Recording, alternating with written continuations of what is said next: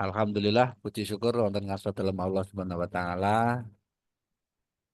Pilih wonten ing dalu menika kula panjenengan sami taksih sehat wal afiat, pinaringan sehat wal afiat sehingga saged pepanggihan wonten ing dalu menika. Kepareng Pak Singgih menika kula puteraken tugasipun ingkang sampun mlebet menika Pak Jamyuri. Nggih, monggo. Pak Jam ten pundi niki Pak Jam? Wah niki Pak Jam. Nggih, niki acarane wau niku acara yasinan niku. Pun kula puter titik niku nggih acarane yasinan. Pun mengke kita mirahaken sareng-sareng kita suwun pangandikanipun Pak Faisal samangke menawi sampun Pak Riporno. Nggih, monggo. Ya.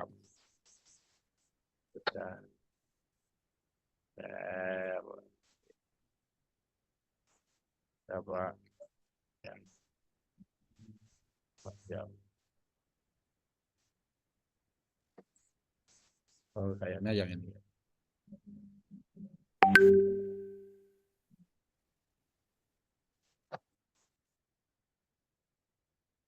Terus saya gratul Pak.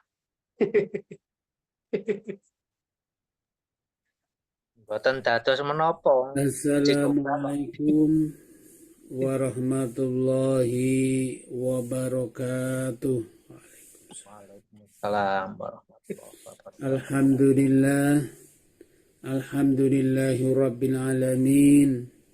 Wassalatu wassalamu ala asrafil anbiya'i wal mursalin wa ala alihi wa sahbihi ajma'in. Qala rabbi israh li sadri wa yassir li amri wahlul 'uqdatam min lisani yafqahu qawli. Amma ba'du. Ing satuhu kinurmatan panjenenganipun Bapak Ahmad Bustami minangka Ketua RT sekawan RW sekawan Banyu Urip. Panjenenganipun Simbah Wiryo Direjo, panjenenganipun Simbah Abji Abdul Manaf minangka sesepuh aji sepuh wonten ing dusun Banyu Urip. Ingkang kinurmatan panjenenganipun Bapak Agus Subyagyo lan keluarga ingkang sampun paringi papan palenggahan satemah adicara ing dalu menika saged kalambah. Ingkang kinurmatan para bapak-bapak, kangmas, adimas, sedaya warga RT sekawan RW sekawan dusun Banyu Urip ingkang kinabekten.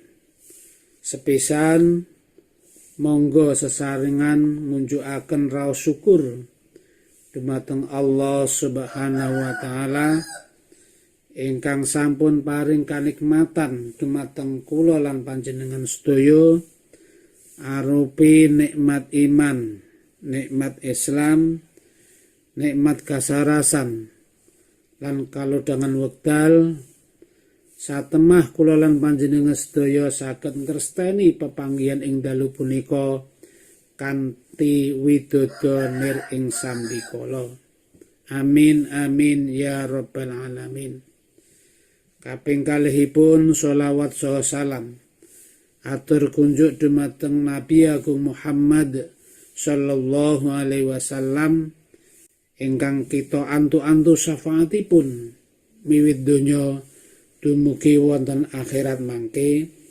Bikaulina Allahumma salli ala sayyidina Muhammad wa ala ali sayyidina Muhammad. Para bapak-bapak ingkang minulya, saderengipun adicara yasinan ing dalu menika kawiwitan, kepareng kula ngaturaken titi laksana adicara ingkang badhe kalampah. Inggih punika angka setunggal pambuka, angka kalih waosan zikir tahlil, waosan surat Yasin lan asrokol. Acara ingkang angka 3 inggih punika istirahat. Acara angka sekawan inggih punika pambagio harja utawi sambutan saking ketua RT sekawan RW sekawan. Salajengipun angka gangsal inggih punika laporan-laporan. Angka 6 inggih punika panutup. Awit wekdal sampun ngetrepi titi wanci, sumangga adicara pembagian ing dalu punika tumuli kawiwitan kanthi pembuka umul kitab kula dherekaken. Liridho syafaati Rasulillah Muhammad sallallahu alaihi wasallam. Al-Fatihah. A'udzubillahi minasyaitonir rajim. Bismillahirrahmanirrahim. Alhamdulillahirabbil alamin. Arrahmanir rahim. Maliki yaumiddin. Iyyaka na'budu wa iyyaka nasta'in. Ihdinas siratal mustaqim. Siratal ladzina an'amta 'alaihim ghairil maghdubi 'alaihim waladdallin. Rabbi ighfirli wa liwalidayya wa li jami'il muslimin. Amin. Mugi-mugi barokah umul kitab adicara ing dalu punika pinaringan lancar. Salajengipun adicara angka kalih inggih punika waosan zikir tahlil, waosan surat Yasin lan asrokol. Waosan zikir tahlil dipun asta dumateng Bapak Haji Nur Rahmat. Waosan surat Yasin dipun asta dumateng panjenenganipun Bapak Haji Santoso, lan asrokol dipun asta dumateng panjenenganipun Bapak Muslih. Misil ganjaranipun waosan zikir tahlil surat Yasin menapa asrokol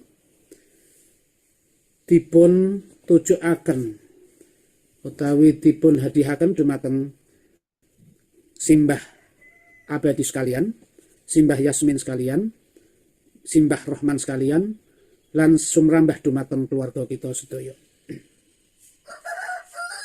Para bapak-bapak ingkang sampun kasebat kala wau, sumangga wekdal kula aturaken. Matur suwun dumateng para bapak-bapak ingkang sampun mimpin tahlil waos kula aturaken agunging panuwun. Salajengipun inggih punika acara angka 3 inggih menika istirahat.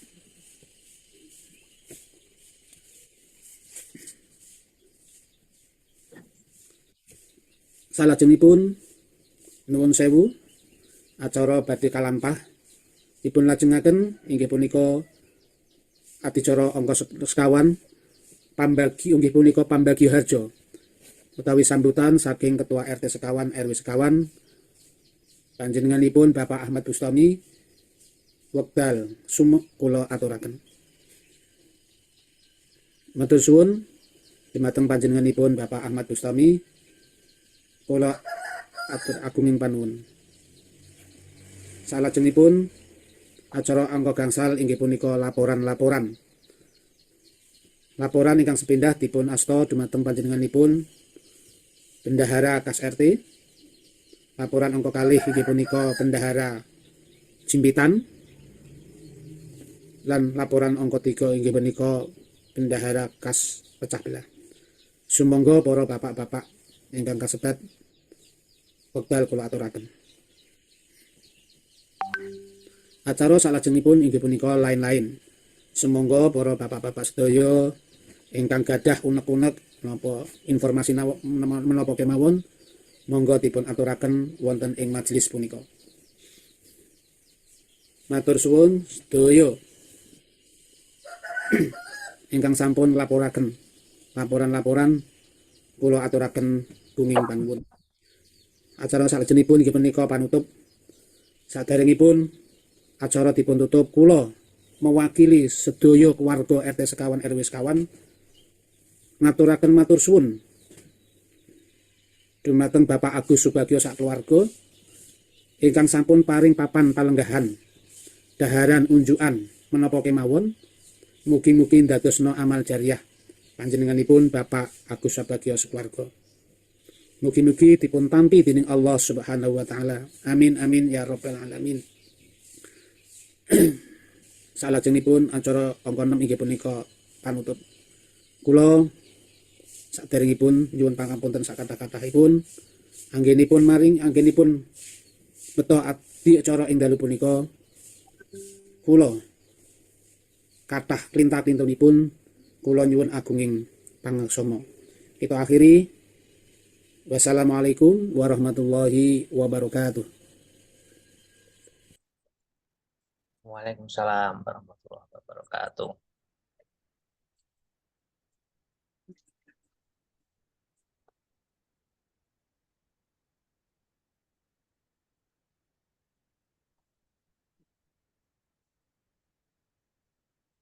Nggih, menika wau sampun menapa pun giaraken saking Pak Zamzuri tening Banyumane nggih. Banyumane nggih Pak Zamzuri nggih. Salatiga, Pak. Go Salatiga nggih. Nggih, menika wau sampun sae tegesipun kangge menapa pembawaan menawi kangge upacara-upacara ingkang sipatipun ritual ngaten saged kados mekaten. Namung wonten sawetawis ingkang perlu dipun benahi kemawon. Dados Nggih. antawisipun menika antawisipun bahasa tulis kalian bahasa tutur wonten ingkang beda. Upaminipun wonten bahasa tulis menika pun tulis punika. Wonten bahasa tulis menika pun tulis punika, menika anggenipun maos menika menika. Nggih, dados saupami menika badhe dipun menapa waos supados langkung aman, punika menika saged dipun tulis kanthi menika. Nggih. Lajeng kangge ngaturi para tamu, menika wau wonten tembung para bapak-bapak, sederek, sedaya para wiranem lan sapanunggalanipun. Dados menawi sampun ngagem tembung para, para menika nedahaken jamak, nedahaken kathah. Dados menawi mawi tembung para menika bapakipun setunggal mawon, para bapak, para sederek ingkang kinurmatan. Terus boten para bapak-bapak, para ibu-ibu. Nggih, tapi bapak ibu ingkang kinurmatan ngaten. Lajeng wonten tembung ingkang sepisan sumangga ngunjukaken puji syukur wonten ngarsanipun Gusti. Nah, boten kok ingkang sepisan ning ingkang sepisanan. Ingkang sepisanan sumangga munjuk nggih dadi ngunjuk. Munjuk menika menapa ngaturaken. Ning nek ngunjuk menika ngombe. Nek ngunjuk menika ngombe, nek ngaturaken minggah menika munjukaken. Munjuk nggih. Munjukaken wae. Munjukaken. Mboten kok ngunjukaken. Nek ngunjukaken ki ngombekke. Nggih, lajeng wonten tembungipun kala wau anggenipun maos menika ngestreni. Ngestreni. Menika rada nggih, ngestreni. Nah, salajengipun menika tembung istirahat. Istirahat menika saged kanthi tembung sawetawis utawi kanthi lerem sawetawis. Menika kangge nggantos tembung istirahat. Ning menawi menika mawi basa Arab nggih pancen istirahat menika saking basa Arab. Istirahat. Nggih, lerem utawi ngaso sawetawis. Lajeng gayut kalian zikir tahlil dipun asta dening sinten, lajeng yasin dipun asta dening sinten. Wau panyana kula menika ingkang zikir tahlil menika namung tiyang setunggal.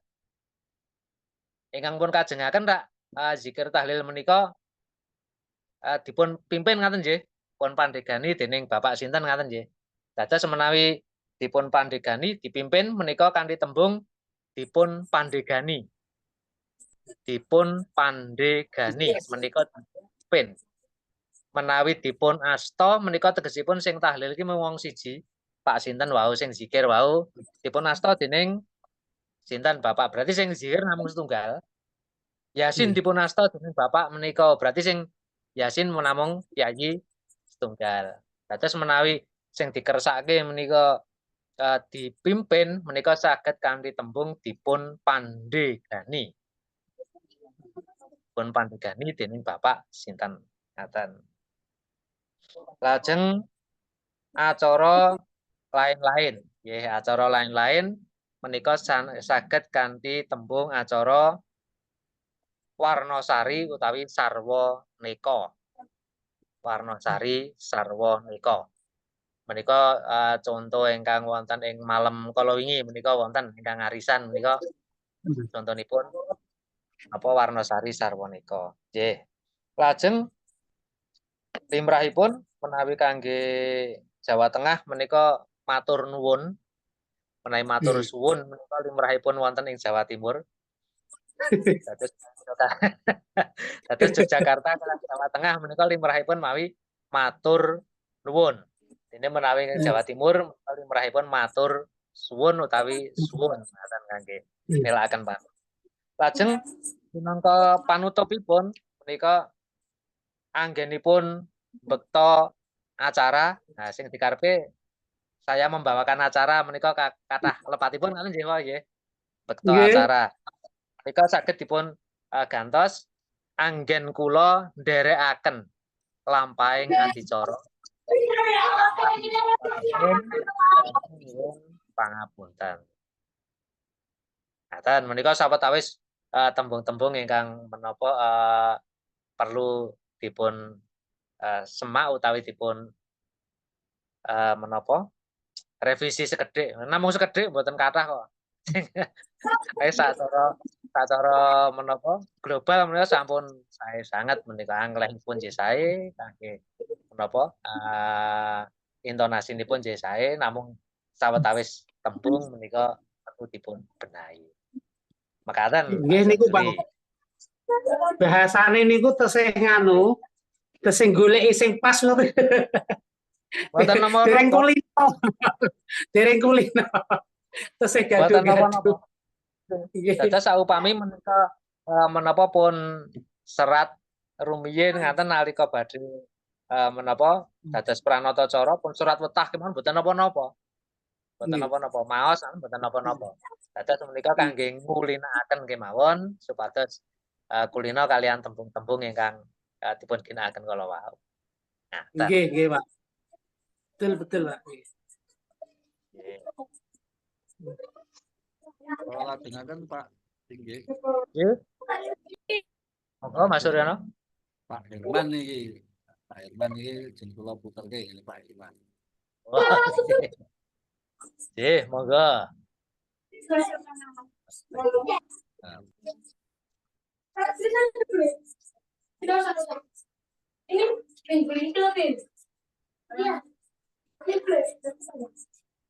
Orang tuh bukan jual. Aku beli tiket tuh. Aku bayar 500 baru bayar.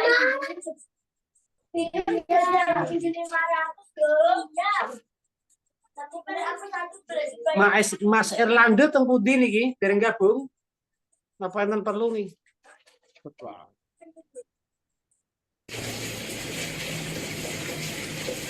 Nuwun sewu tanpa nyuda kamardikan anggenipun sami lelenggahan sarta wawan pangandikan. Awit wekdal sampun ngetrepi titiwanci sumangga adicara kepanggihan ing sonten menika tumuli Suaranipun saged pun simak nggih Pak. Assalamualaikum warahmatullahi wabarakatuh. Ingkang satuhu kinurmatan Ketua Penggerak PKK Padukuhan Mino Solas Ibu Rita. Ingkang kinurmatan Ketua Penggerak PKK RT lan RW ing Padukuhan Mino, para sesepuh lan pinesepuh ingkang kinabekten sarta para kadang muda ingkang kula tresnani. Mugi sih wilasa sarta berkah dalam Gusti ingkang Maha Agung tansah rumantah dhateng kula saha panjenengan sedaya ing wekdal punika ngantos salajengipun. Sugeng sonten sugeng rawuh wonten ing Bali Padukuhan Mino salebeting adicara arisan lan pepanggihan ing saben wulanipun sedaya kader tim penggerak PKK Padukuhan Mino. Puji syukur sumangga tansah kunjuk wonten ngarsanipun Gusti ingkang Maha Asih. Nggih awit paringipun nugraha wujud kawilujengan, kasarasan lan kalodhan wekdal satemah kula lan panjenengan sedaya saged ngestreni pepanggihan ing sonten punika kanthi widodonir ing sambikala. Awit wekdal sampun tumapak, sumangga pepanggihan ing sonten menika dipun wiwiti kanthi ndedonga sesarengan. Ndedonga anut kapitadosan ingkang rinasuk sumangga kula dherekaken. Cekrap matur nuwun. Ing salajengipun nun inggih kasuwun wedharing pangandikan saking Ketua Penggerak PKK Padukuhan Mino dumateng Ibu Rita Sumangga. Gunging panuwun katur dumateng Ibu Rita ingkang sampun kapareng medhar pangandika. Ibu-ibu kangge nambah sesrepan kula lan panjenengan sedaya.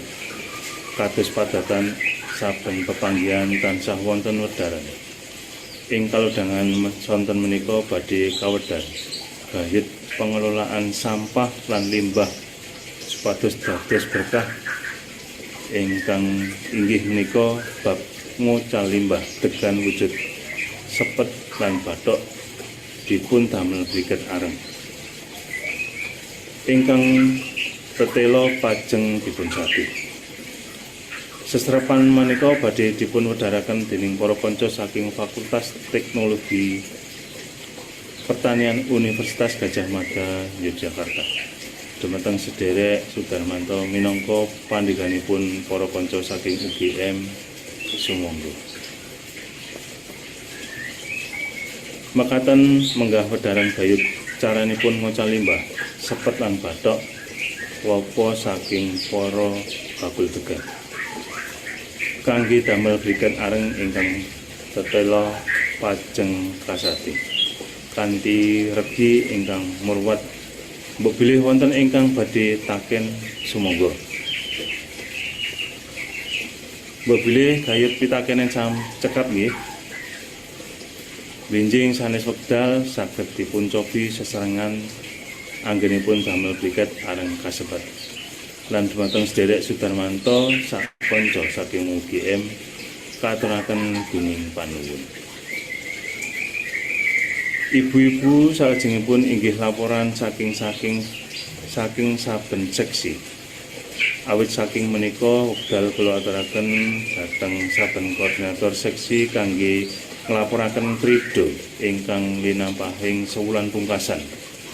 Kawiwitan saking panitra utawi sekretaritan kahartakan utawi bendahara, seksi sosial lan seksi pendidikan. Sumangga.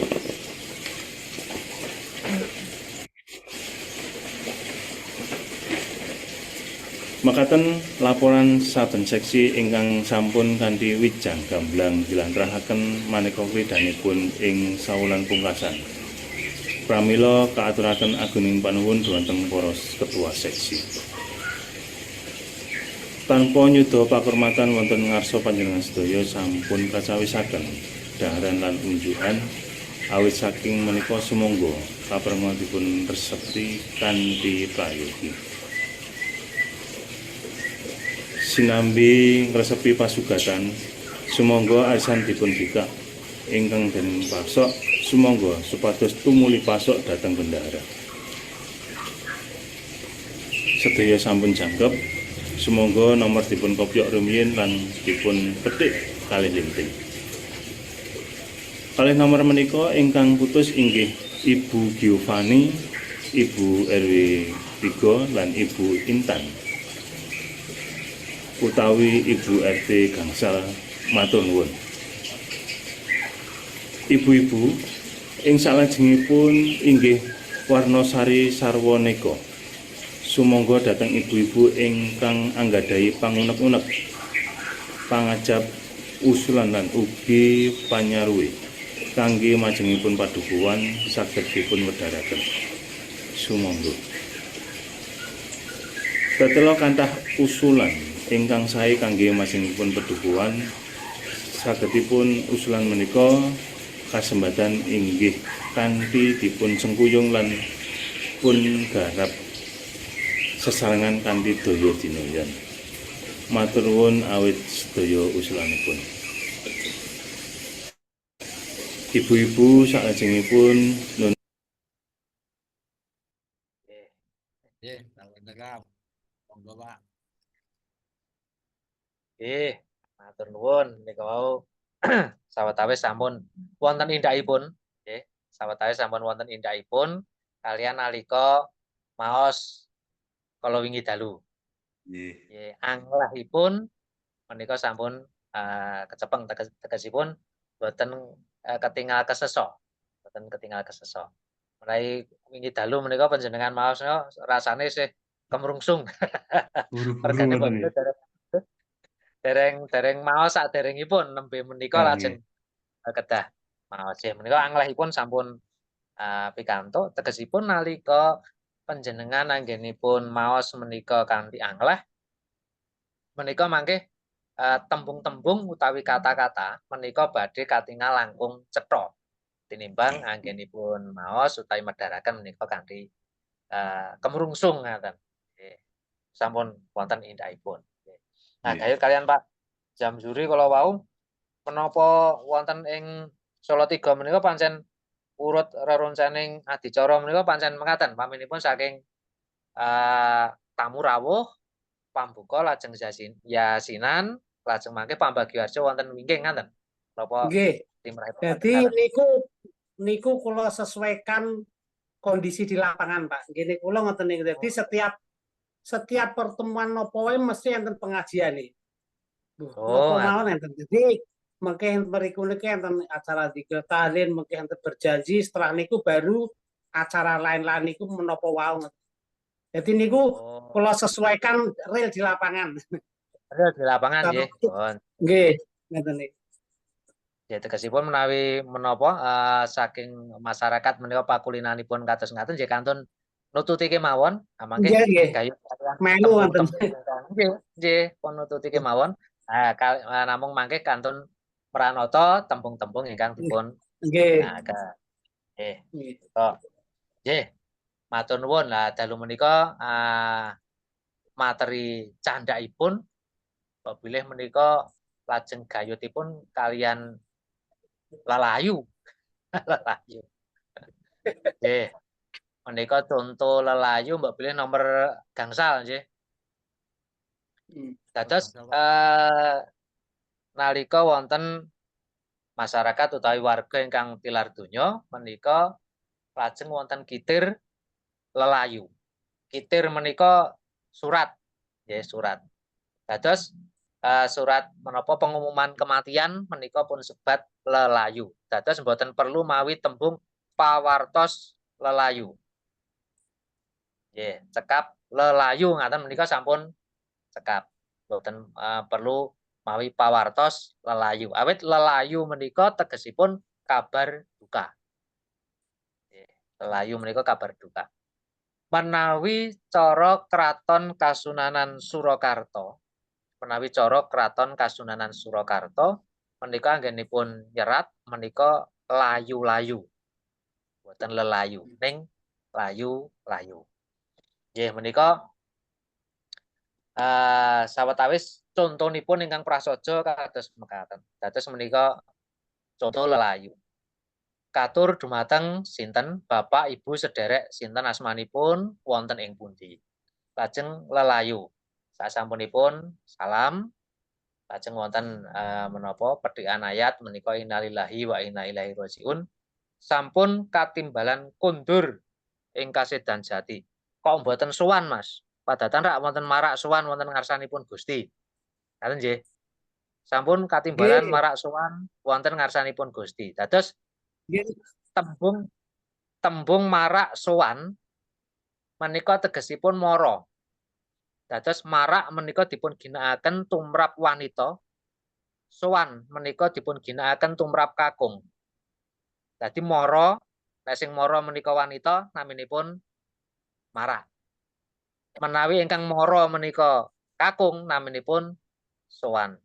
Menika tembung marak kalian sowan menika dipun ginakaken ugi dhateng kraton Betul, Pak. Kasultanan Ngayogyakarta Hadiningrat nalika para abdi dalem sifat kakung utawi sifat putri menika dhateng kraton.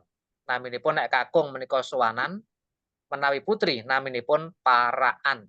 Dados trepipun pancen sowan menika kangge kakung, paraan utawi marak menika kangge putri. Nah, nalika ngginakaken tembung sowan kalian marak tegesipun sasampunipun sowanan kalian paraan menika purna menika para abdi dalem menika wau lajeng kondur wangsul nang omahe dhewe-dhewe. Dados nalika lelayu menika ngginakaken tembung marak sowan wonten ngarsanipun Gusti, dados menawi anggenipun marak sowan menika sampun rampung lajeng sami wangsul dhateng griyanipun piyambak-piyambak. Tegesipun menika mati suri. Seda rampung urusane wonten jagat mriku lajeng kondur malih wonten jagat raya menika. Dados menawi tembung marak sowan menika rinaos kirang trep kangge nilakaken wontenipun sedherek ingkang tilar donya. Nah, tembung kondur menika tegesipun bali. Kondur menika bali. Dados kondur wonten kasedan jati. Bali ning jagat sadurunge urip meneh. Tegesipun nek wis kondur berarti mboten mriki malih. Dan pramila wonten ing ngriki menika kanthi tembung kondur. Sampun katimbalan kondur ing kasedan jati panjenenganipun Bapak Sayadi Pawirorejo yuswa 70 taun. Dinten Setu Paing Surya 19 Agustus 2023. Dados menawi ngginakaken kalender Masehi menika ngginakaken tembung surya. Menawi ngginakaken kalender Hijriyah utawi kalender Jawa menika ngginakaken tanggal. Dados upaminipun surya 19 Agustus 2023 ingkang anyarengi tanggal 12 Sawal 1400 pinten. Upaminipun ngaten. Dados nek tanggalane Masehi menika ngginakaken surya, menawi tanggalanipun Hijriyah utawi tanggalan Jawa menika ngginakaken tanggal. Kok ngaten, Mas? Nggih. Awit dasaripun tanggalan Masehi menika ubenging surya, ubenging matahari, penanggalan matahari. Sedangkan untuk Hijriyah kalian tahun Jawa menika penanggalan ada dasar lampahing rembulan. Pramila wonten ing ngriku pun sebat tanggal. Tanggal menika tegesipun rembulan. Surya 19 Agustus 2023 ing Rumah Sakit Bethesda Yogyakarta wanci jam 8 WIB waktu Indonesia bagian barat. Nah, mboten perlu wekdal menika terus direka dijawake. Kalau mongso waktu Indonesia bagian barat menika men ketok Jawa terus dijawake wekdal Indonesia iring kilen. Terus singkatane ora WIB ning WIIK. Menika mboten perlu. Nggih, mboten perlu. Dados istilah menika tetep kacatet utawi pun tulis menapa wontenipun. Wanci jam 8 waktu Indonesia bagian barat. Lah mangke menawi ngumumaken dos pundi, Mas?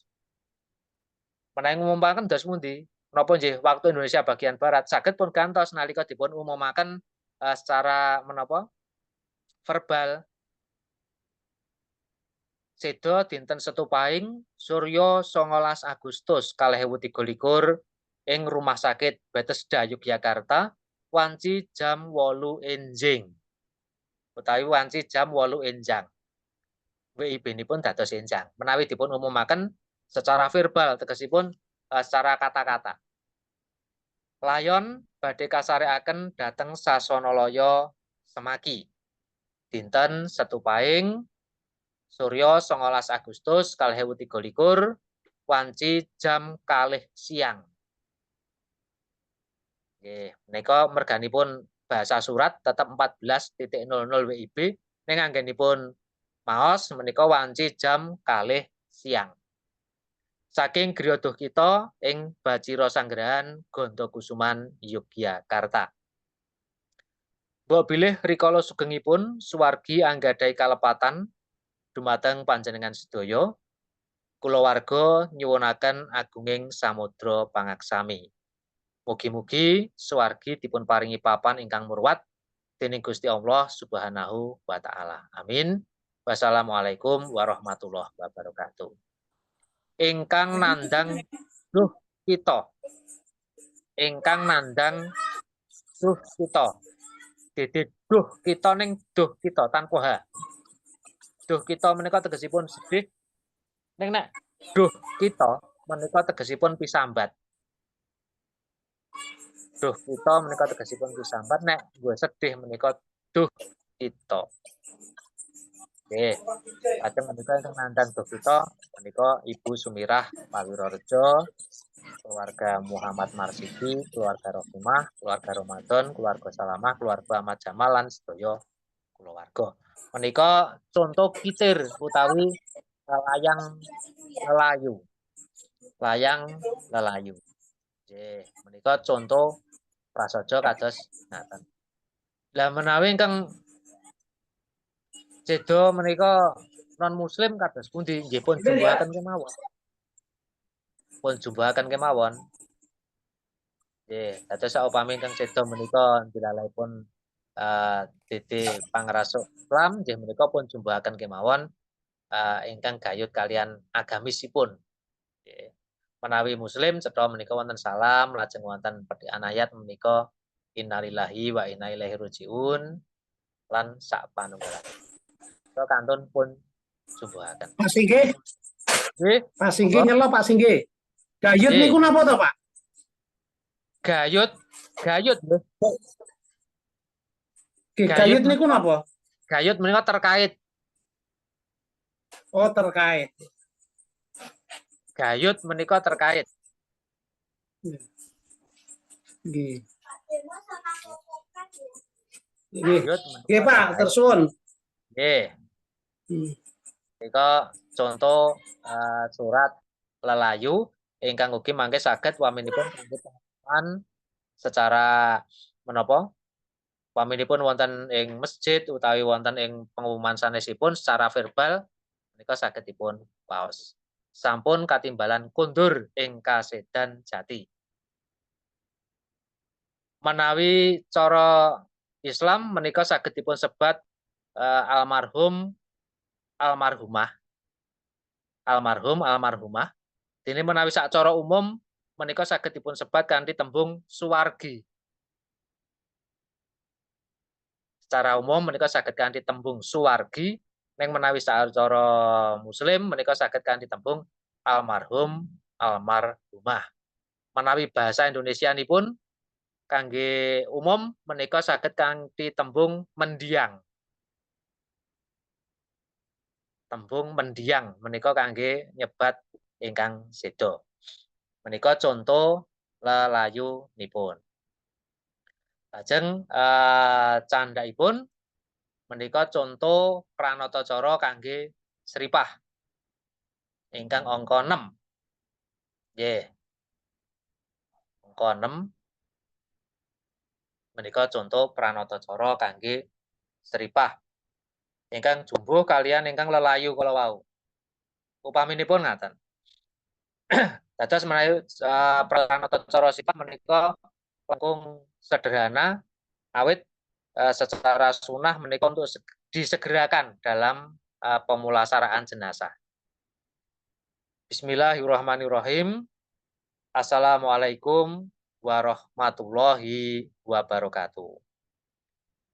Para pambela sungkawa ingkang kinurmatan. Dados para pambela sungkawa. Menawi mawi tembung asung, nggih, kadang kala wonten nggih. Para asung pambela sungkawa. Nah, menika kirang trep. Menawi tembung asung menika pamipun ilang. Dados para asung bela sungkawa. Menawi nganggo tembung asung menika para asung bela sungkawa. Menawi boten mawi tembung asung menika saged kanthi para pambela sungkawa. Utawi saged ugi kanthi tembung ingkang limrah ning ora kaprah digunakake menika pelayat. Para pelayat menika sedunipun sampun leres. Ning lajeng dipun gantos supados langkung luwes menika para pambela sungkawa. Para pambela sungkawa ingkang kinurmatan. Langkung rumiyin sumangga tansah kula dherekaken munjukaken pamuji dumateng Allah Subhanahu wa taala ingkang sampun paring nikmat dhateng kula lan panjenengan sedaya. Boten kesupen sholawat sarta salam mugi tansah katetepna dumateng Nabi Muhammad sallallahu alaihi wasallam lumubaripun dumateng kulawarga, para sahabat lan para umat pandherekipun. Innalillahi wa inna ilaihi rajiun. Innalillahi wa inna ilaihi rajiun. Innalillahi wa inna ilaihi rajiun. Sampun katimbalan kundur ing ayunan dalem Gusti ingkang Maha Kuwaos. Panjenenganipun Bapak Sayadi Pawirorejo. Seda rikala dinten Setu Pahing Surya 19 Agustus 2023 wanci jam 8 enjing ing Rumah Sakit Bethesda Yogyakarta seda awit nandhang gerah sawetawis wekdal. Saderengipun lampahing upacara pametak ing layon kawiwitan keparenga ing ngriki kula minangka pranatacara ngaturaken urut reroncening lampah upacara makaten. Dados kangge sripah menika boten dipun sebat adicara. Ning upacara. Sabab menapa kok ora disebut adicara? Adicara menika tegesipun cara sing adi. Cara ingkang endah, cara ingkang luwih. Senajan to acara menika sampun dipun tata kanthi endah ning nggone wong sedih dadi ya tetep ora endah. Pramila kasebatipun upacara. Ingkang sepisanan inggih menika, kula aturaken Pak Zamsuri wau. Menika tulisanipun punika, nggih to, tulisanipun punika ning lemaca menika. Kang sepisanan inggih punika pambuka. Nah, tulisanipun punika ning lemaca menika. Ingkang sepisanan inggih menika pambuka. Angka kalih pambagya harja saking kulawarga duh kita. Angka 3 panglipur saking wakil warga masyarakat. Angka sekawan panutup lan pungkasan upacara donga untaping layon. Para pambela sungkawa ingkang kinurmatan, sumangga lampahing upacara kapurwakan. Kapurwakan menika dipun wiwiti, dimulai kanthi ndedonga sesarengan kula dherekaken. Bismillahirrahmanirrahim. Mugi andayanana lampahing upacara ing wanci menika saged rancak nir ing sambikala. Amin. Para pambela sungkawa ingkang kinurmatan, mangayu bagya ananggapi rawuh panjenengan sedaya. Awit saking keparengipun Ibu Sumirah Pawirorejo saputra wayah. Minta sraya dhateng Bapak Abu Gustin pramila dumateng Bapak Abu Gustin sumangga. Minta sraya menika nyuwun pitulungan Minto Sraya menika tegesipun nyuwun pitulungan. Minto Sraya dhateng Bapak Abu Gustin. Pramila dumateng Bapak Abu Gustin sumangga. Lajeng pambagya harja. Matur nuwun dumateng Bapak Abu Gustin ingkang sampun kepareng minangkani kersanipun Ibu Sumirah Pawirareja pangayu bagya rawuhipun para pambela Sungkawa. Nanggapi pangandika nirat nelakaken panglipur. Nanggapi pangandika nirat nelakaken menika mengutarakan. Nelakaken menika mengutarakan, panglipur menika menghibur, penghiburan. Nanggapi pangandika niras nelakaken panglipur dumateng Ibu Sumirah Pawirareja sak kulawarga keparenga Bapak Sudarminto sawetawis paring pangandika minangka wakil warga masyarakat Kampung Bajira Sanggeran Ngayogyakarta. Dumateng Bapak Sudarminto sumangga. Lajeng wakil saking warga menika ngendika. Paripurna ngendika. Matur nuwun dumateng Bapak Sudarminto ingkang sampun medhar pangandika. Mugi sawetawis saged dados panglipur tumrap Ibu Sumirah Pawirareja sak kulawarga. Para pambela Sungkawa ingkang kinurmatan, saderengipun lampah upacara donga untabing layon ingkang badhe dipun pandegani dening panjenenganipun Bapak Rois, sumangga lampah upacara menika dipun pungkasi kanthi ndedonga. Sumangga kula dherekaken. Alhamdulillahirabbil alamin. Saderengipun wekdal kula caosaken dhateng Bapak Rois, kula suwun para kadang wiranem nyamektakaken layon wonten sangajenging griya duh kita menika. Sumangga nyamektakaken menika menyiapkan dados menata ajeng bidale jenazah. Lan dumateng para pambela Sungkawa ingkang kagungan kalodhangan wekdal, kula suwun nyampurnakaken anggenipun takziah ngantos paripurna pametaking layon ing sasana Semaki ingkang tebihipun watawis 1,5 kilometer sisih kidul kilen kampung menika. Pametaking layon, pametak menika dipun kubur. Boten pametak ning pametak.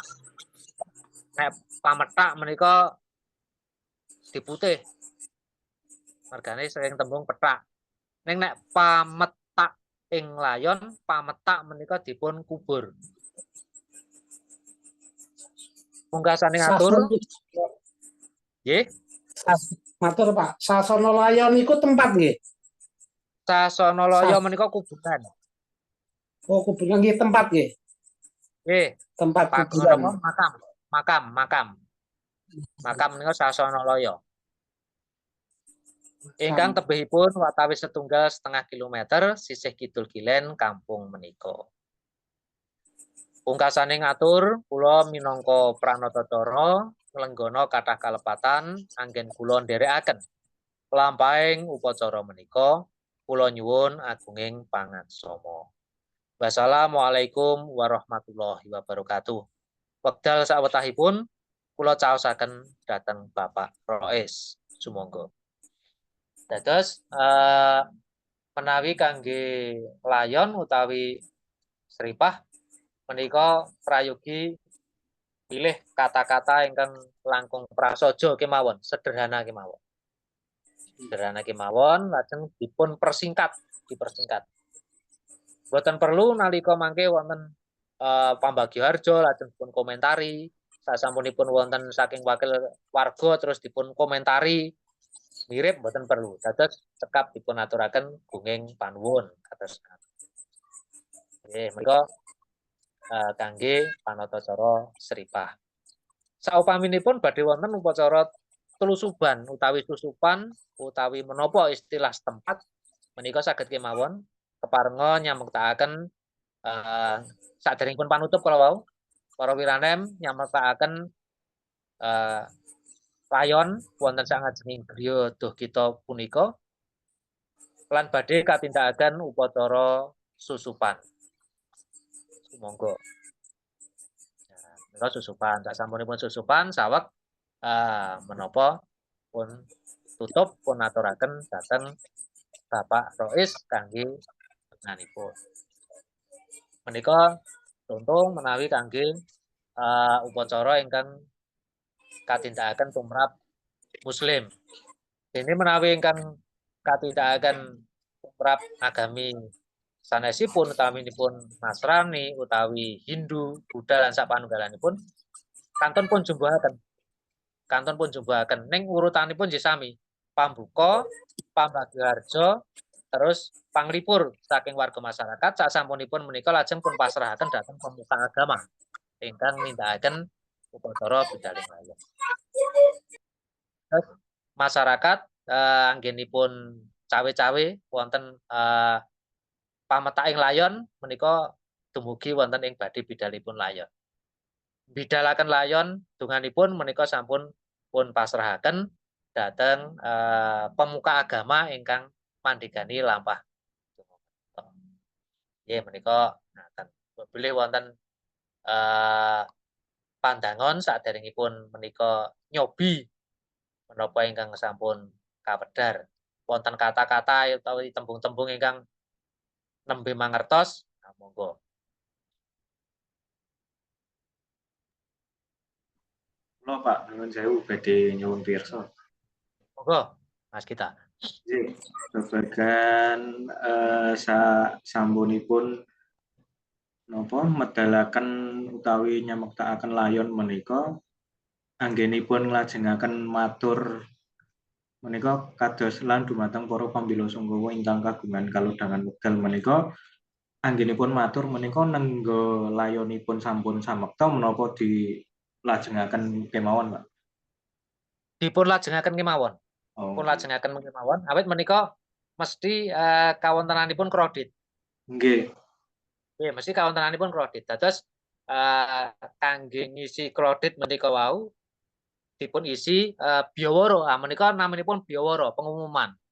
Dados ingkang taksih kagungan kalodhangan wekdal lan sapanunggalanipun kasuwun supados nyampurnakaken anggenipun takziah kanthi ngantos paripurna pametaking layon wonten ing Sasana Semaki ingkang tebihipun semanten kilometer piring ngrika. Nah menika upaminipun dipun sawisi kendaraan nggih pun aturaken tumrap para pambela sungkawa ingkang badhe nderekaken dumugi Palerman pungkasan. Nah saged ugi makam menika saged kanthi Sasana Laya lajeng Palerman pungkasan menika sampun dipun cawisaken kendaraan ingkang sampun sumadya wonten ing margi. Pamanipun ngaten. Dados nalika nyamektakaken layon menika mesti suasananipun kredit. Mesti kredit mesti. Dados pambela sungkawa menika sami jumeneng kursi dipun gulung lajeng layon dipun samektakaken wonten ngajeng. Lah kangge ngisi menika kaliyan dipun umumaken. Dipun biawaraaken. Biawara tidak hanya sekali. Biawara tidak hanya sekali. Saged mangke dipun ambali malih. Saged dipun ambali malih saderengipun mangke dipun aturaken dhateng Bapak Rois utawi pemuka agama ingkang badhe mandhegani donga bidaling layon. Menika ngaten. Saged dipun sebat layon. Layon menika umum. Lajeng saged dipun sebat jenazah. Saged dipun sebat jenazah. Ning boten saged dipun sebat kuwanda. Wonten nggih kuwandanipun sinten? Nah, nek kuwanda menika prajurit ingkang seda wonten ing paperangan ingkang gugur menika kuwanda. Ing menawi kangge masyarakat limrah umum ngaten nggih sekap layon utawi jenazah. Nggih, sekap layon utawi jenazah. Para pambela sungkawa, para asung bela sungkawa, para pelayat menika sebatan-sebatan sanesipun. Nggih, mekaten Mas Gita. Nggih. Menawi tembungipun ngagem pambidaling layon menika nggih boten menapa, Pak? Nggih, untabing layon utawi bidaling layon. Nggih, bidaling layon. Dados menika apa nek pambidaling layon seakan-akan kaya arep maraton menika. Dados untabing layon utawi bidalipun layon. Menika saged. Lajeng peti jenazah menika saged tembungipun ugi Kendhogo Loyo, menika nama lain saking peti jenazah. Yang mektakaken Kendhogo Loyo. Kendhogo menika kothak, Loyo menika seda utawi pati, pramila Kendhogo Loyo menika petmati. Menawi ingkang muslim padatanipun menika wonten susupan, telusupan. Menawi ingkang Nasrani menika padatan wonten menapa saderengipun upacara tutup peti menika. Dados amirsani pakurmatan pungkasan dhateng layon saderengipun peti utawi Kendhogo Loyo katutup. Menika wonten. Nggih. Sawetawis menika Mas Tito. Nggih, sendika, Pak. Nggih. Wonten bab sanes. Nah, ugi kadang kula ngaten, nalika seripah menika nanging menika perlu persetujuan saking keluarga. Deripun ngaten. Wonten ingkang nembungaken mangke teng Pambagioharjo menika rak wonten ingkang dene mbok bilih kagungan hak-hak Adam lan sapanunggalanipun mangke sesambetan kaliyan keluarga. Nah, menika mangke pun rembak kaliyan keluarga rumiyin saderengipun Pambagioharjo seripah menika ngendika kados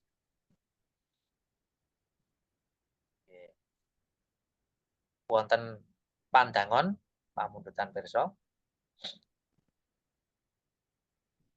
menawi cara Ngene matur Pak.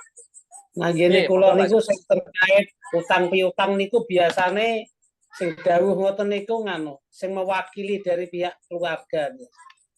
nggih, nggih, leres Pak Jamsuri. Dados mangke menika hakipun Pambagioharjo utawi pihak wakil keluarga ingkang matur kados ngaten utawi ing dipun kados ngaten.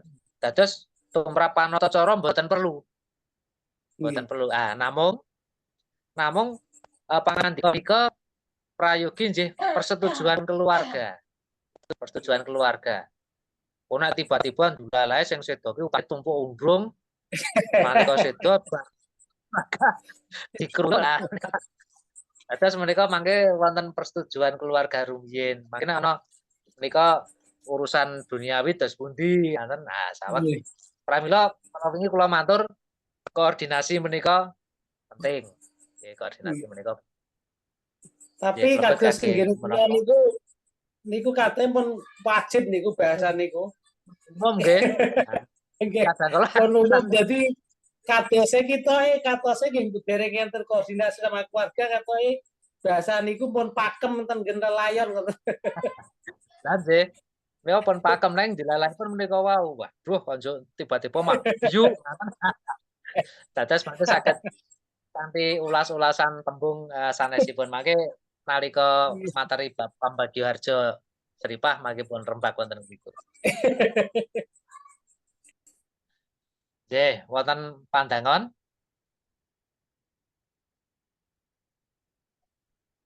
Kalih niki Pak, badhe matur sing bahasa lelayu niku wau kan niki kan nggene kula niku nyok nek anten keseripahan niku nyok diumumke ten speaker ten masjid atau musala ngoten lho. Niki berarti contoh layu bahasa niki kan saged dipun aturaken. Saged. Nah, terus niki enten kalimat ikan takute ngeten sampun ketimbalan kondur ing kasadean jati panjenenganipun Bapak bla bla bla. Nah, takute masyarakat niku kan mboten ngertos kasedan jati ki apa niku nak langsung dipun sampun ketimbalan kondur wonten ing ngasem dalem Gusti Allah Subhanahu wa taala ngoten langsung pripun takute masyarakat mboten paham bahasa niku. Saged kasedan jati niku. Saged. upaminipun wonten ing contoh pranata cara menika wonten ing paragraf 1 2 3 paragraf ketiga. Paragraf ketiga. Sampun katimbalan kondur ing ayunan dalem Gusti ingkang Maha Kuwaos. Panjenenganipun Bapak Sayadi Pawirareja seda rikala dinten Setupaing Surya 19 Agustus 2023 panci jam 8 enjing ing Rumah Sakit Bethesda Yogyakarta seda kanwit nandang grah sawetawis dal. Dados menika paragraf menika kados dene penjabaran saking lelayu kala wau. Kangge pengumuman saged dipun Nggih, menika menawi Muslim, lajeng menawi Nasrani menika sampun kondur wonten ing kasuwargan jati pamenipun, menawi Hindu menika amor ing Asintia istilahipun. Amor ing Asintia dados manunggal malih kalian Gustinipun. Menika menawi cara Hindu. Nggih, menika contonipun. Dados ingkang lelayu kala wau menika saged kemawon tembung-tembung menika dipun gantos. Disesuaikan Pak kondisi nggih Pak. Disesuaikan kondisi, nggih. Sampun kondur. Nek sowan, engko nek sowanane rampung kan berarti Bali. Nek marah sowan. Nek marah sowan nek para anek kondur ku wis Bali rono, berarti wis ora rene. Betul maksud meleh. Mboten masuk meleh lah pramila menika. Ya mawi tembung kondur.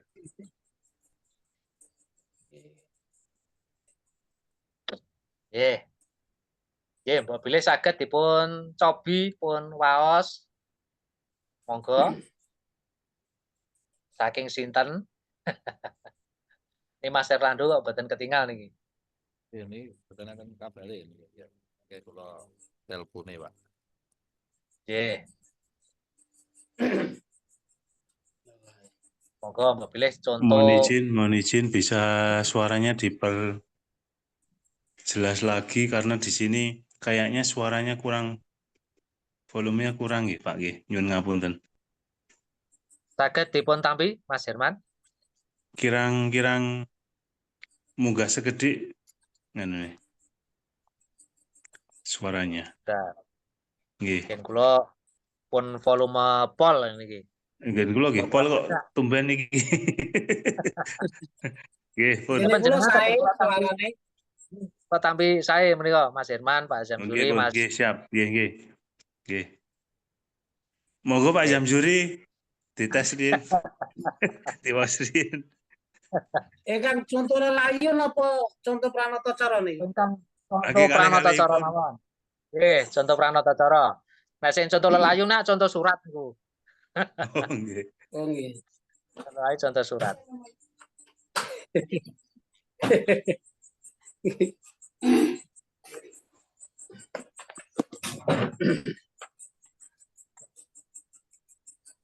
Bismillahirrahmanirrahim. Assalamualaikum warahmatullahi wabarakatuh. Waalaikumsalam. Para pambela sungkawa ingkang kinurmatan, langkung rumiyin sumangga tansah kula dherekaken munjukaken pamuji dhumateng Allah Subhanahu wa taala ingkang sampun paring nikmat dhateng kula lan panjenengan sedaya. Boten kesupen sholawat sarta salam mugi tansah katatepna dhumateng Nabi Muhammad sallallahu alaihi wasallam, lumapiripun dhumateng keluarga, para sahabat lan para umat pandherekipun. Inna lillahi wa inna ilaihi rajiun. Inna lillahi wa inna ilaihi rajiun. Inna lillahi wa inna ilaihi rajiun. Sampun katimbalang kondur ing ayunan dalem Gusti ingkang Maha Kuwaos, panjenenganipun Bapak Sayadi Pawirorejo Sedo rikala dinten 1 Pahing Surya 19 Agustus 2023 wanci jam 08.00 Injing ing Rumah Sakit Bethesda Yogyakarta. Sedo awit nandhang gerah sawetawis wekdal. Saderengipun lampahing upacara pametaking layon kawiwitan, keparenga ing ngriki kula minangka pranata-cara ngaturaken urut reroncening lampah reroncaning lampah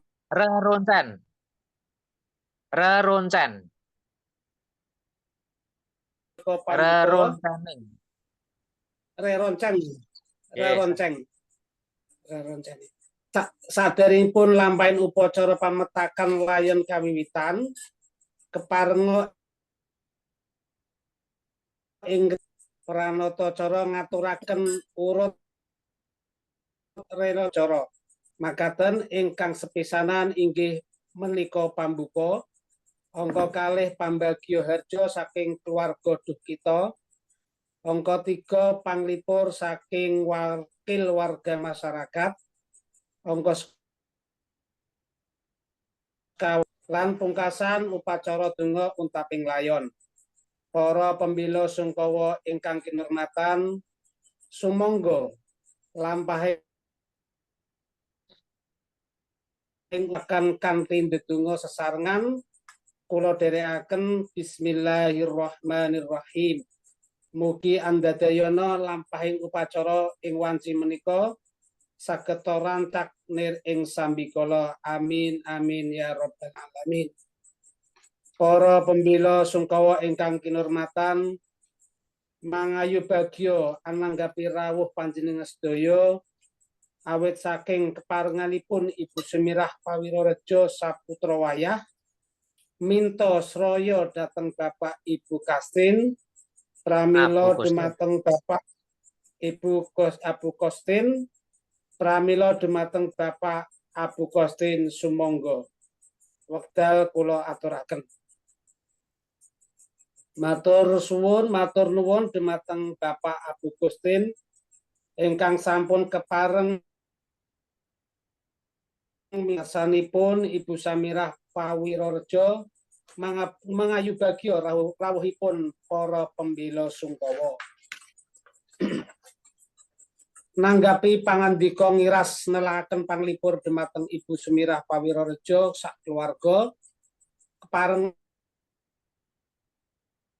sawetawis paring pangandikan minangka Kampung Baciro Sanggeran Yogyakarta dumateng Bapak Sudarminto sumangga wekdal kawula aturaken. Matur nuwun dumateng Bapak Sudarminto ingkang sampun medhar pangandika, mugi sawetawis saged dados panglipur tumrapat Ibu Samirah Pawirorejo sak keluarga. Para pamen saderengipun lampah upacara donga untaping layon ingkang badhe dipun pandhegani dening panjenenganipun Bapak Rais, sumangga lampah upacara punika dipungkasi kanthi ndedonga. Sumangga kula dherekaken alhamdulillahirabbil alamin. Saderengipun wekdal kula caosaken dhateng Bapak Rais, kula suwun para kadang wiranen nyametaken layon wonten sangajenging griya Duhkita menika sumangga. Lan dumateng para pembela sungkawa ingkang kagungan kaladongan wekdal, kula suwun nyempurnaaken anggenipun takziah ngantos paripurna pametaking layon ing Sanaloyo Semaki ingkang tebihipun watawis 1,5 kilometer sisih kidul kilen kampung menika. Pungkasaning atur kula minangka pranata lenggana kathah kalepatan anggen kula nderekaken lampahipun upacara menika, kula nyuwun agunging pangaksama. Wassalamualaikum warahmatullahi wabarakatuh. Wekdal sawetahipun kula caosaken dhateng Bapak Rois sumangga. Sawetawis wonten ngajeng wau anglehe wis oleh. Saya medun, saya cepet, saya cepet, saya cepet. Mboten napa-napa, mboten napa-napa. Menika naminipun glajen. Menyesuaikan anu Pak, menyesuaikan anu situasi. Dados pametaing nggih. Dados menika kados dene wonten koma nginggil pametaing, mboten pametaking. Ning pametaing menika ngubur. Lajeng kalodangan wekdal. Kalodangan menika kesempatan. Wekdal sik lodang, wekdal sing napa longgar. Nah. Nggih, matur nuwun Pak Jamsuri. Monggo candhaipun Mas Herman. Nggih nyuwun ngapunten niki saderengipun. Biasane wonten napa niku saking pemerintah desa biasanipun terus Nggih, di nomor pinten ngoten niku? menika minangka wakil saking warga. Oh, nggih. Dados pambagi harja wakil saking Nggih. warga. Lah biasanipun wakil saking warga menika saking pemerintah desa. Oh, nggih.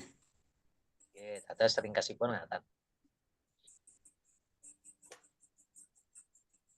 Nggih. Monggo. Nggih. Bismillahirrahmanirrahim. Assalamualaikum warahmatullahi wabarakatuh. Para pambela sungkawa ingkang kinurmatan, langkung rumiyin sumangga tansah kula dherekaken munjukaken pamuji dumateng Allah Subhanahu wa taala. Ingkang sampun paring nikmat dhateng kula lan panjenengan sedaya boten kesupen. Sholawat serta salam mugi tansah katetepna dumateng Nabi Muhammad sallallahu alaihi wasallam, lumeberipun dumateng keluarga, para sahabat lan para umat pandheripun. Inna lillahi wa inna ilaihi raji'un. Inna lillahi wa inna ilaihi raji'un. Inna lillahi wa inna ilaihi raji'un. Sampun katimbalan kondur ing ayunan dalem Gusti ingkang Maha Kuwaos. Panjenenganipun Bapak Sayadi Pawirorjo. Seda rikala dinten Setupahing Surya 19 Agustus 2023. Wanci jam 8 enjing. Ing Rumah Sakit Bethesda Yogyakarta. Seda awit nandhang gerah sawetawis wekdal.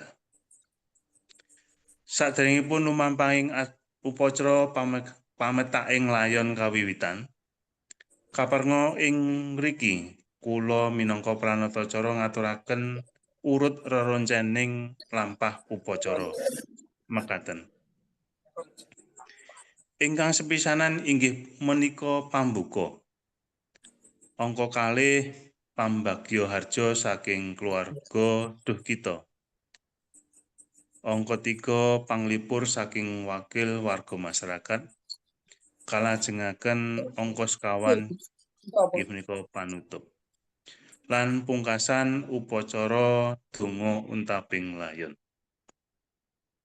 Para pambela sungkawa ingkang kinurmatan, sumangga lampahing upacara kapurwakan kanthi ndedonga sesarengan.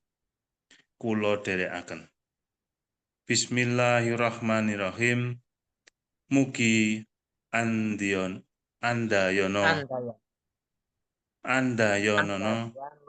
Dados katembung dayan. Andayana. Lampahing upacara ing wanci punika sageda rancak nir ing sambikala. Amin. Para pambela sungkawa ingkang kinurmatan. Mangayu bagya ananggapi rawuh panjenengan sedaya awit saking kaparingipun Ibu Sumirah Pawirorjo saputra wayah. Minta sraya dhateng Bapak Ibu Kustin. Pramila dumateng Bapak Ibu Kustin sumangga. Matur nuwun dumateng Bapak Ibu Kustin. Matur nuwun dumateng Bapak Abu Kustin ingkang sampun kapareng minangkani kersanipun Ibu Sumirah Pawiraja mangayu bagya rawuhipun para pambela sungkawa. Nanggapi pangandika ngiras nelakaken panglipur dumateng Ibu nelakaken panglipur dumateng Ibu Sumirah Pawiraja sekulawarga. Kaprenga Bapak Sudarminto sawetawis paring pangandika minangka wakil warga masyarakat Kampung Banciro Sanggrahan Ngayogyakarta. Dumateng Bapak Sudarminto sumangga. Matur nuwun dumateng Bapak Sudarminto ingkang sampun medhar pangandikan. Mugi sawetawis saged dados panglipur tumrap Ibu Sumirah Pawiraja sekulawarga. Para pambela sungkawa ingkang kinurmatan, saderengipun lampah upacara donga untaping layon ingkang badhe dipun pandhegani dening panjenenganipun Bapak Rois. Sumangga lampah upacara punika dipun pungkasi kanthi ndedonga. Sumangga kula dherekaken. Alhamdulillahirabbil alamin. Saderengipun wekdal kula caosaken dhateng Bapak Rois. Kula suwun para kadang wiranem nyamektaken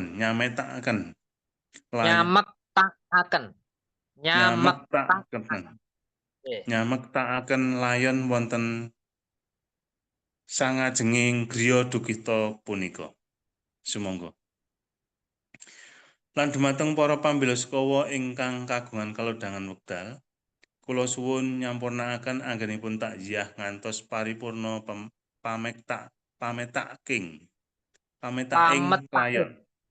pametaking layon ing Sasanalaya Semaki ingkang tebihipun watawis 1,5 kilometer sisih kidul kilen kampung menika.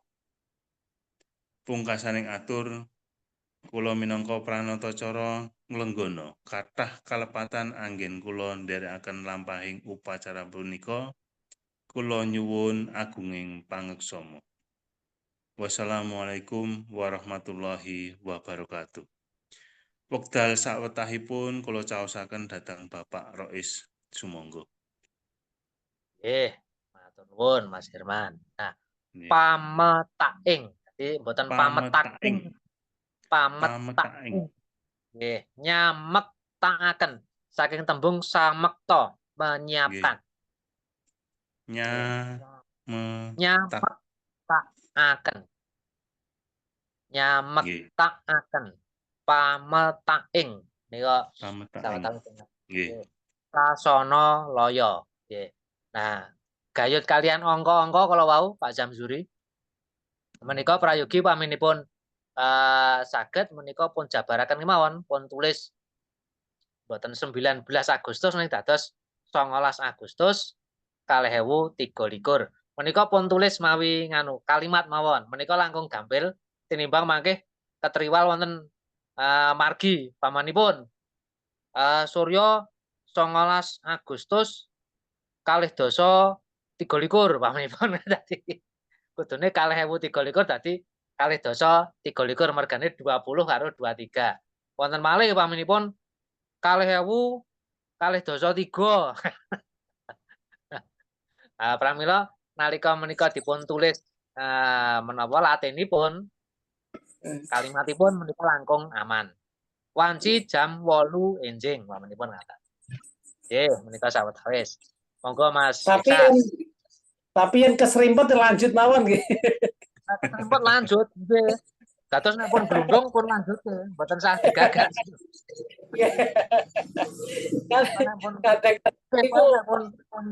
Pun terus. Nggih. Tegesipun menika dipun damel menika nalika panjenengan ngreka menapa catetanipun.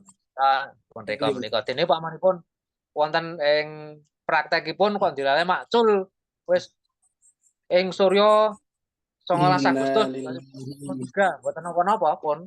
Nggih, mboten napa-napa. Nggih, matur nuwun. Monggo Mas Iksan. Umpami wonten nganu napa niku tamu ingkang kinurmatan saged dipun sebat mboten ngoten niki. Menawi layatan kula kinten kok cekap para pambela sungkawa, pamanipun para sesepuh, para pinisepuh dados menapa? Global kemawon upaminipun Para menika. aji sepuh ngoten nggih. Kejawi menawi menika wonten upaminipun saking menapa pemerintahan Nggih. saged dipun karena pemangku wilayah nggih, karena pemangku wilayah. Nggih. Ngaten. Nggih. Monggo Mas Iksan. Ya, Pak. Bismillahirrahmanirrahim. Assalamualaikum warahmatullahi wabarakatuh.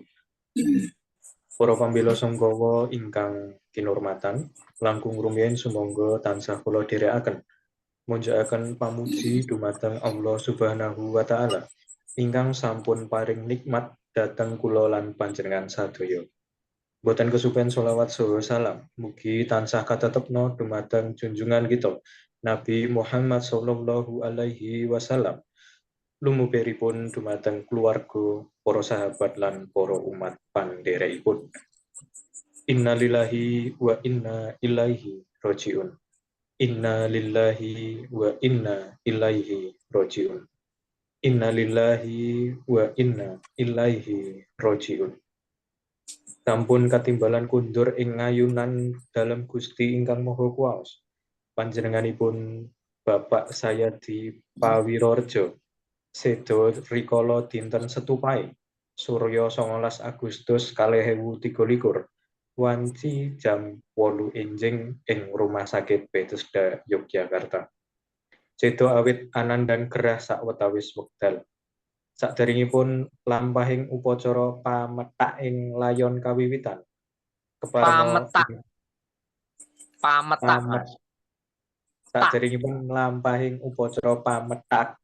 Mboten mawi ha, dados tipis pametak. Pametak ing layon. Mboten petak nggih, ning petak. Nganu ilate dikake ning itu. Pametak ing. Wah, nganu panjenengan ilate dikeke ning nggon untu, pametak ngaten. Pametak. Niku ra ning cethak sian. Dadi pametak. Pametak. Dados tipis ya Mas Gito saking Bali niku Pak. Jadi tak betul saking tak. Nggih, langsung Bahasane Bali. Saderengipun lampahing upacara pametak ing layon kawiwitan keparenga ing mriki kula minangka pranatacara ngaturaken urut reroncening lampah upacara mekaten. Ingkang sepisanan nuninji menika pambuka angka 2 pambagya harja saking keluarga Duh Kita, angka 3 panglipur saking wakil warga masyarakat, angka 1 nuninjih panutup lan pungkasan nuninjih upacara donga untaping layon. Para pambela sungkawa ingkang kinurmatan, sumangga lampahing upacara kapurwakan kanthi ndedonga sesarengan kula dherekaken. Bismillahirrahmanirrahim. Mugi andayanana lampahing upacara ing wanci menika saged rancap ndir ing sambikala. Amin. Para pambela sungkawa ingkang kinurmatan, mangayu bagya ananggapi rawuh panjenengan sadaya awit saking keparengipun Ibu Sumirah Pawirorjo saputra wayah minta sraya dhateng Bapak Abu Kustin, pramila dumateng Bapak Abu Kustin sumangga.